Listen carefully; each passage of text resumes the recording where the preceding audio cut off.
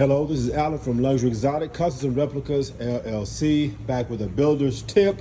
We ain't went nowhere. We just been in the lab getting some cars done and getting some things ready for the summertime. Back with a builder's tip. I'm going to give you a brief description and rundown of the different types of material and matting that you use for the replicating of parts and so forth. Now, as you can see, well, this is a console for the Lamborghini Diablo Roadster, okay? This is actually one of our molds, and so if you flip it on, it's rough on this side, smooth on the underside. Now, a lot of people do things a lot of different ways, okay? A lot of people will say, well, no, you need to gel coat your mold first and then lay your matting inside, you know, with the gel coat and all that good stuff. I'm a little different, okay? Unlike any other builder, I don't just simply go with fiberglass, okay? There are several different things, and I also put sheet metal in all my parts on all the cars, including the console as well too. But what I want you to see and express to you is, I'm gonna flip this over so you can see the inside of it. Now, and the green stuff, that's PVA. That's what we use when we pull the molds out. If you see the detail here with where the gauge clusters go, see the detail in that, okay? And then you'll also see down in here, you'll see the detail. Here's what is one of an issue and a problem for most people when they try to replicate. One, you get a lot of air holes, okay? Well, you can't really roll your air out here in those tight spots. And when you replicate, you wanna get the detail, okay? Even down to the finest detail. Here's how you do that, okay? Here's a builder's tip, a little secret on how to do that, okay? There's different types of matting, and I'm gonna show you the different types of matting, okay? What we do here, and what I have my guys do here, I always go with the thinnest mat possible, okay? And this is a 1/4 ounce matting, okay? It's, you almost can see through it, okay? It's so thin, okay?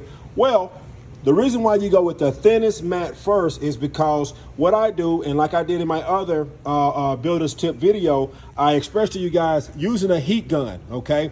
This is why it becomes important now, because when you have to replicate parts with detail, what you do is you get your thinnest mat, okay, which is like I say, which is a 3/4 ounce. Let's see, we have a 3/4 ounce, 1/2 ounce, and woven. So 3/4 ounce is what it's gonna be, because, you know, 1.5 ounces, okay? So this is 3/4 ounce here, the thin stuff, okay? What you would do is you take your matting, okay? Now, you take your heat gun, and I've got a heat gun over here. I actually got several heat guns because I go through heat guns like you wouldn't believe. My guys go through them too. We get the little cheap Walmart heat guns, 25, 26 bucks. They're pretty decent, not the best. You can go to Lowe's, Home Depot, or even order them off of Amazon. No, I'm not sponsored by any of those guys. I'm just expressing to you where you can get some materials and get some things done. Anyway, you take your heat gun, only for a brief moment, okay? Now, mind you, by no reason and by no fault of trial and error, it's just something that you're gonna have to learn, okay? Now, I do not accept responsibility for anyone who harms themselves. Please listen to me carefully. Safety is your best bet. Okay, what I'm going to express to you is very, very, very, very simple, but you must also be very, very safe. Okay, now this is a heat gun, it emits heat. So when you heat your fiberglass matting up, and it just takes a little bit, you use the thinnest mat, because the thinnest mat actually actually heats the fastest. All you do, you give it a couple of passes, okay, and then you'll see that this will start to conform. Now this matting is held together with a light thin glue, okay? All you're doing, you heat up the glue, okay?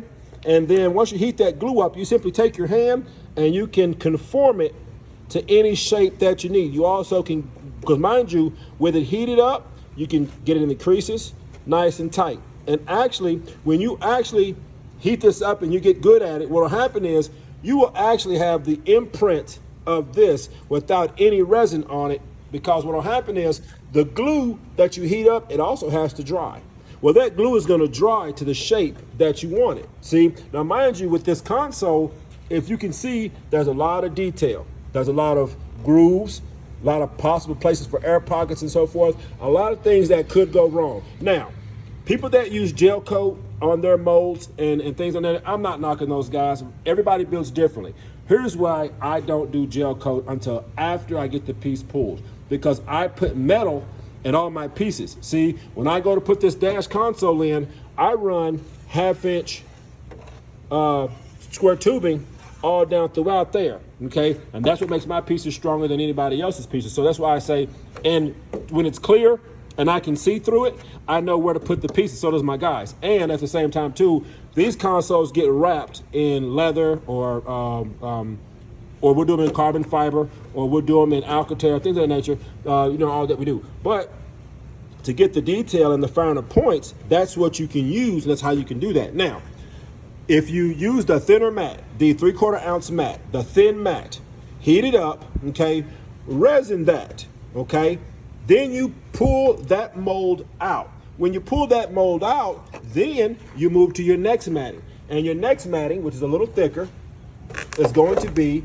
your, give me a second here, it's going to be your 1.5 ounces. And if you can see the difference, which I'm going to see if I can get you a good comparison up here. If you see the difference, thin, extremely thick, much thicker, okay? Now, what happens is when you put this thicker mat on the underside, the part that's not going to be seen, you're reinforcing that part, but you're not going to disturb or distort the detail, because the detail is already conformed, see, with the thinner mat, okay? So like I expressed, use the thinner mat, the 3/4 ounce matting, to go ahead and get your shape, okay? Now mind you, you can use a heat gun for the 1.5 ounce mat as well. Problem is, it's just going to take a little longer, and this does not indent detail as good as this. If you have big flat pieces, then by all means you can simply go with that method there. Now mind you, when you use the heat gun and you do go to compress and form your matting, this will be hot, okay? So you simply dab it, and you will have to kind of get your niche. You do not have to put the heat gun on this long. The heat gun will burn this, and you'll see you kind of just heat it up, and then you can kind of conform it, shape it kind of how you want. And then once you pop your mold out, or you ain't even got to pop it out, once you lay your first layer of resin on the thinner mat, now I always wait and let my thinner mat cure, and then I go back in with my reinforced matting, only because of air bubbles and air pockets, because the more you brush over something, the more you run the risk of getting air bubbles and air pockets, okay?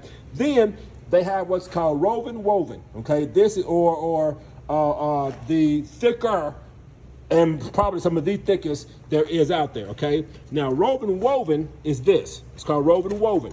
Now, that is extremely thick, okay? Woven is not something that you're gonna use to pick up detail, because if you can see here, that's not gonna, now it's gonna replicate, but it ain't gonna replicate like you think. When you go to pull that, this is not going to give as much as you think it would, because it looks pretty right now, okay? And it looks nice and smooth now. But once you go to pull or put the resin on there, this is gonna bubble up, it's gonna move. These little frailies here along the edges are gonna stick up, and then before you know it, you're having to really work that piece.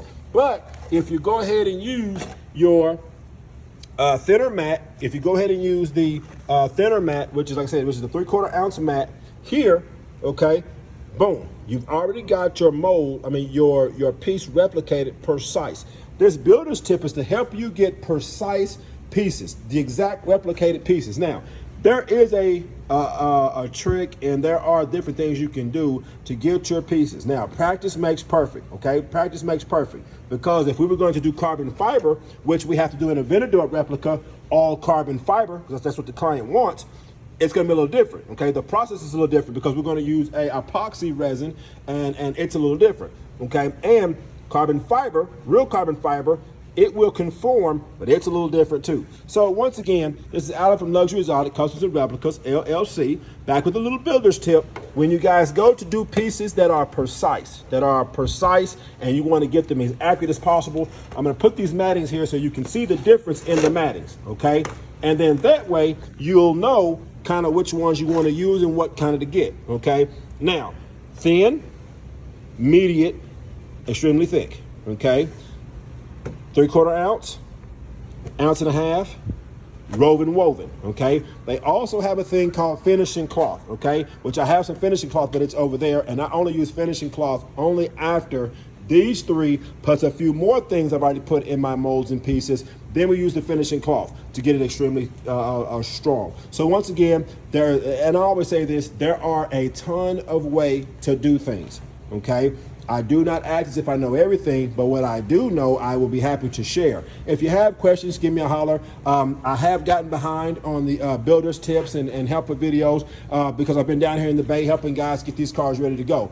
So once again, this is Alan from Luxury Exotic, Cousins of Replicas LLC. If you have a question, by all means, shoot me a holler. I'll be happy to answer it to the best of my ability. Once again, like I said, I do not know everything. There are different things you can do. Now, mind you, now you can also do it this way. You can take your gel coat, lay your gel coat in your mold, okay, and then lay your matting in your mold, and then lay your resin on that. But the thing is, though, when you do the gel coat method, okay, you don't get as precise if you're going to do the heat method with it, okay? Now, mind you, you can heat it up, get the shape conformed, and then pull the matting out, and it's going to hold the shape, okay? But practice makes perfect. This is Alan from Luxury Exotic, Cousins and Replicas LLC.